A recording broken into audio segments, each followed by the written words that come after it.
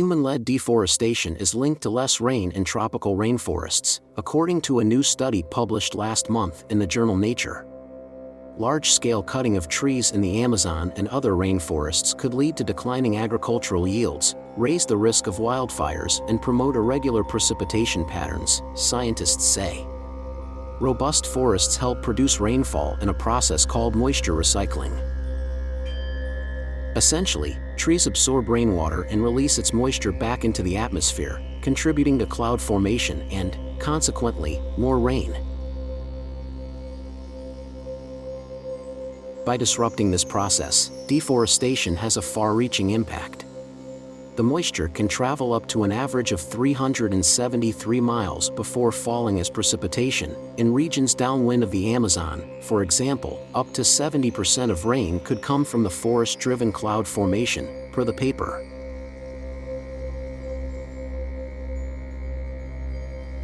This means that when the region is deforested, downwind areas face arid, harsher climates. When we're removing trees, we're making the environment drier, and that lack of moisture, that's the big cloud above those trees, just disappears. Lead author Callum Smith, a deforestation researcher at the University of Leeds in England, tells NPR's Lauren Sommer and Seema Bayram.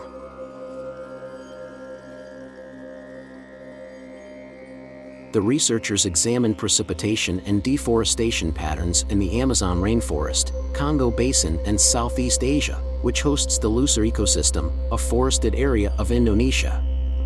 Using satellite data from 2003 to 2017, they identified significant drops in average rainfall in each of these regions.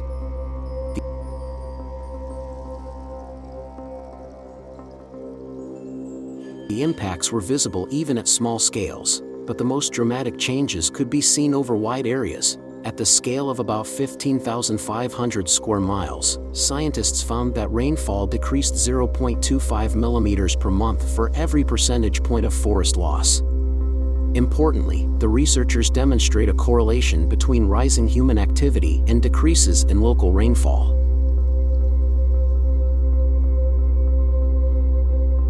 This study reinforces the understanding that deforestation reduces rainfall, which reduces forest resilience and increases the risk of tipping points and negative impacts on local economic activities. Bernardo Flores, an ecosystem resilience researcher at the Federal University of Santa Catarina in Brazil who was not involved with the study, tells Mongabe's Sarah Brown.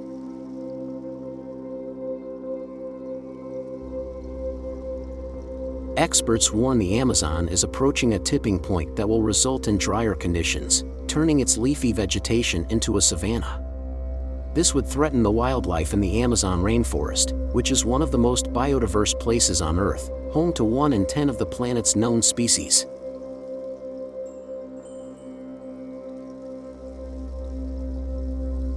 The rainforest has been nicknamed the lungs of the planet for the way it sucks up vast amounts of carbon dioxide each year.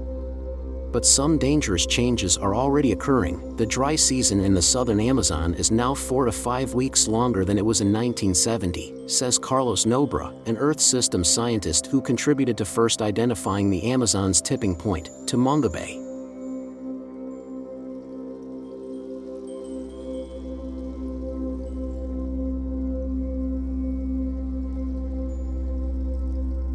Once we deforest, we lose one of our greatest natural defenses in protecting ourselves from climate change.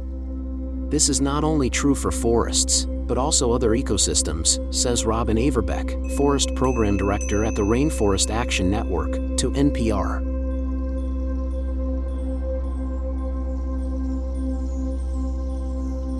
However, efforts to stop deforestation are complex. In the Congo Basin, for example, much of the forest loss is due to poor, small-scale farmers trying to survive.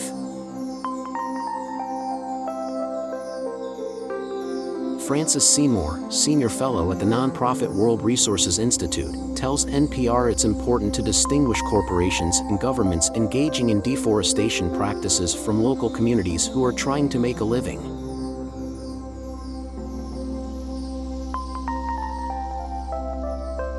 The the impact on rainfall shown in this study could be an effective argument against deforestation for governments and companies cutting down rainforests, co-author Dominic Sprakelin, an expert on biosphere-atmosphere interactions at the University of Leeds, tells The Guardian's Jonathan Watts.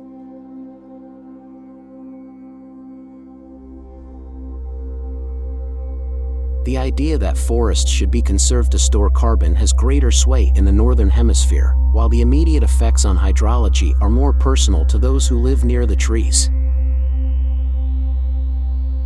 Demonstrating the local benefit of keeping tropical forests standing for the people living nearby has important policy implications, Sprakelin tells The Guardian.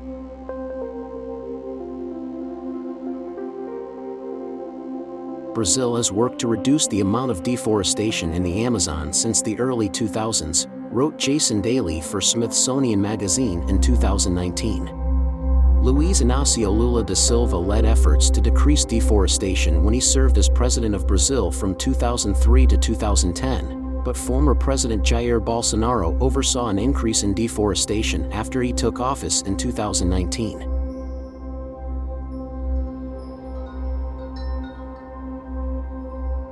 On January 1, 2023, Lula was sworn into the presidency again, after running a campaign that focused on environmental preservation and increased protections for indigenous communities. Indigenous lands contain around 80% of Earth's biodiversity.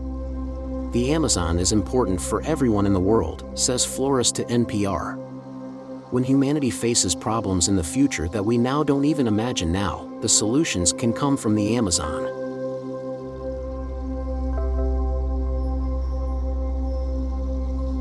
On the southern crest of the unscathed Amazon rainforest, a storm inundates a wooden shack just off a sodden mud road. Inside, Antonio Bertola sits clutching a $1 beer under a painting of the Virgin Mary, his face ruddy and his clothes tatty from a lifetime of work on the land. The frontier town of Realidade is a mere speck on a changing map. To the north stretch hundreds of billions of trees and more than 1 million species never charted by man. To the south, the muddy trail of human conquest reaches back for centuries. In a bittersweet tone of voice, Bertola recounts how his family of migrants had hungered for prosperity, security and, most of all, land to call their own. 5 decades ago, Brazil incentivized millions of its people to colonize the Amazon. Today their logging yards, cattle enclosures and soy farms sit on the fringes of a vanishing forest.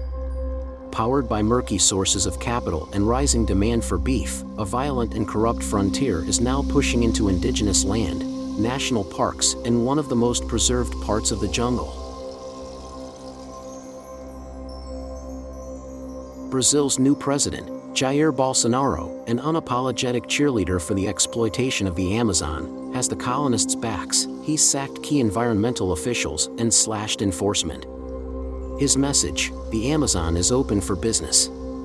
Since his inauguration in January, the rate of deforestation has soared by as much as 92%, according to satellite imaging. As human activity in the Amazon ramps up, its future has never been less clear. Scientists warn that decades of human activity and a change in climate has brought the jungle near a tipping point. The rainforest is so called because it's such a wet place, where the trees pull up water from the earth that then gathers in the atmosphere to become rain. That balance is upended by deforestation, forest fires, and global temperature rises. Experts warn that soon the water cycle will become irreversibly broken, locking in a trend of declining rainfall and longer dry seasons that began decades ago. At least half of the shrinking forest will give way to savanna. With as much as 17% of the forest lost already, scientists believe that the tipping point will be reached at 20% to 25% of deforestation even if climate change is tamed. If, as predicted, global temperatures rise by 4 degrees Celsius, much of the central, eastern and southern Amazon will certainly become barren scrubland.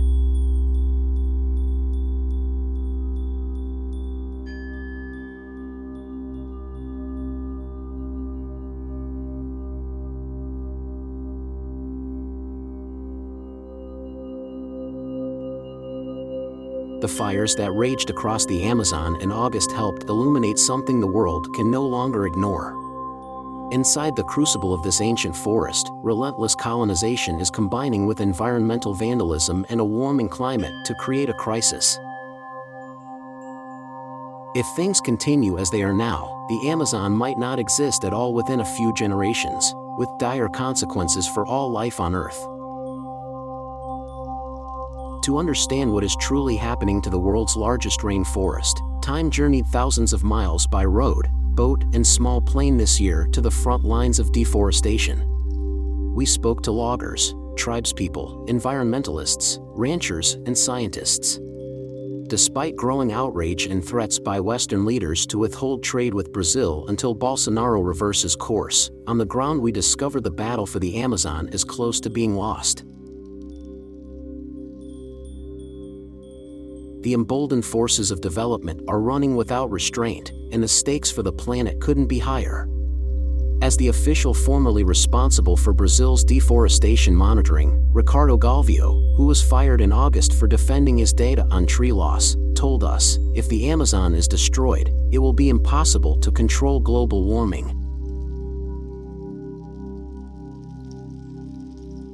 The Amazon is 10 million years old. Home to 390 billion trees, the vast river basin reigns over South America and is an unrivaled nest of biodiversity. From blue morpho butterflies to emperor tamarins to pink river dolphins, biologists find a new species every other day. The first humans migrated to the Amazon from Central America about 13,000 years ago.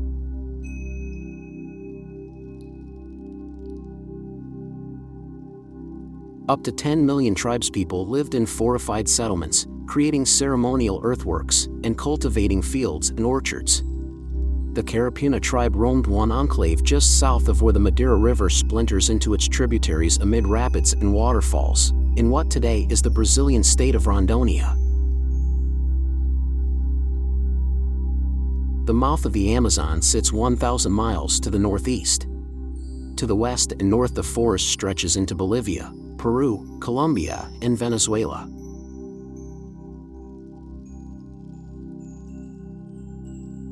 The European colonization of the Americas from 1492 saw settler plantations advance across the New World, bringing deforestation on a vast scale for farmland, firewood, and houses. By the early 20th century, the world had lost trees that would have covered the Amazon rainforest at least once over, but its rainforest remained largely intact. Not so its inhabitants. As with many of the more than 300 tribes that survive in Brazil, contact with outsiders decimated the Carapuna's numbers through illnesses such as measles and flu. When the matriarch of the clan, Katika Carapuna, was born about 70 years ago, her father led the only surviving faction of the Carapuna, which was still isolated from the wider world.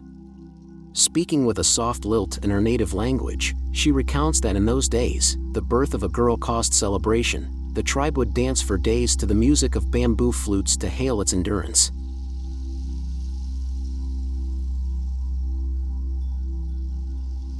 The 20th century saw more global tree loss than the rest of history.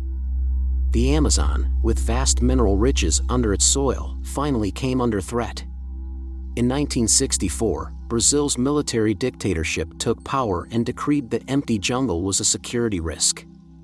It went on to create the National Institute of Colonization and Agrarian Reform, INCRA, to conquer the forest and make it an agricultural stronghold.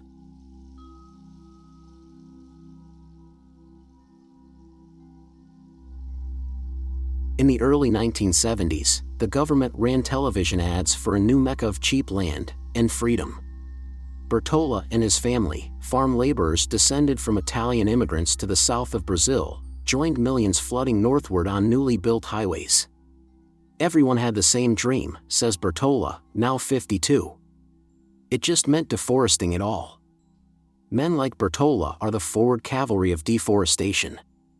Where main roads are built, hundreds of makeshift logging tracks splinter off in a fishbone pattern. The land is demarcated, often illegally, and lots are typically sold for a few $100s by grileros, or land grabbers, to poor farmers, who raise the forest and build communities.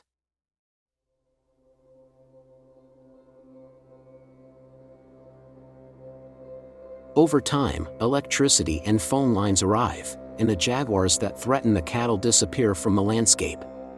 Once infrastructure is in place, wealthy tycoons buy up the land to build cattle ranches or vast fields of soy. Bertola and those like him track the frontier northward into the virgin forest.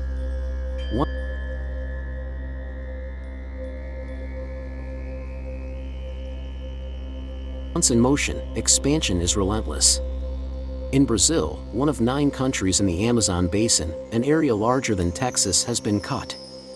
Here in the frontier state of Rondônia, ranching is king, much economic activity is illegal, and state agents are bought off or out-muscled. Agribusiness in Brazil generates nearly a quarter of the country's GDP, and the Amazon alone has over 50 million cattle.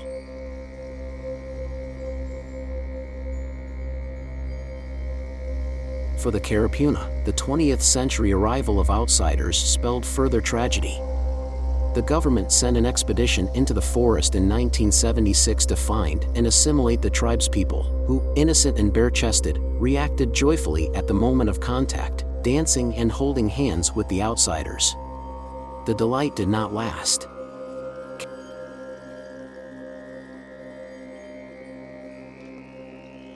Katika's voice drops with sadness as she explains that over the following months and years, she watched her husband, parents, and other family members die one by one after being exposed to new illnesses. The survivors tried to flee into the forest, but only 8 survived.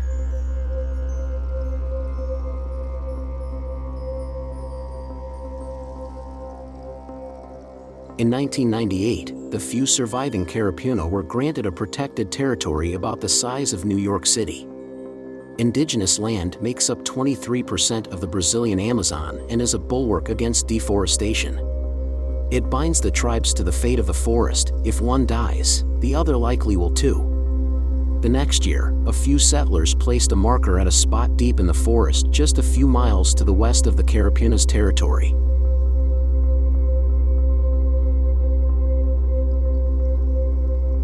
Early arrivals used rifle barrels to shoot pool, and sometimes each other. They christened their town União Bandeirantes, after raiders from Brazil's past who hunted for gold and enslaved tribes. United by hardship and a sense of destiny, the newcomers held church services in the open air. Since we arrived, we understood our town to be a door God opened to bless us, says local pastor Arnaldo Bernardinho.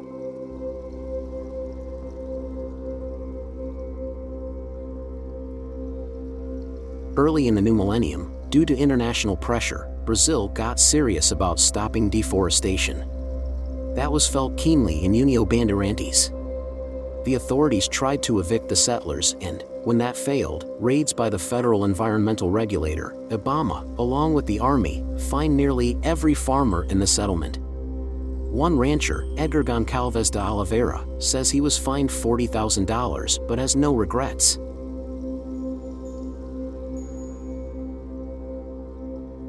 I'm sure if you were in my shoes, you would have done the same, the 50-year-old told the IBAMA agent who fined him. On the other hand, if I were in yours, I'd also be here doing your job.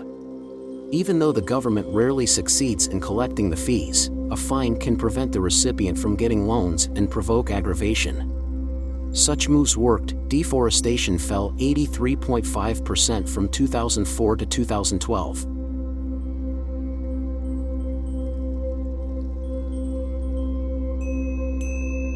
Yet the numbers crept upward once again as protections were relaxed. As the country fell into its worst ever recession in 2014, and amid a huge government corruption scandal, Brazilians became antagonistic to the established order. The ground was fertile for Bolsonaro, then a congressman known mainly as a reactionary agitator who glorified the dictatorship. He ran for president as an outsider in 2018, his stated ambition to turn the Amazon into Brazil's economic soul, giving free rein to agribusiness giants, mining corporations, and developers big and small.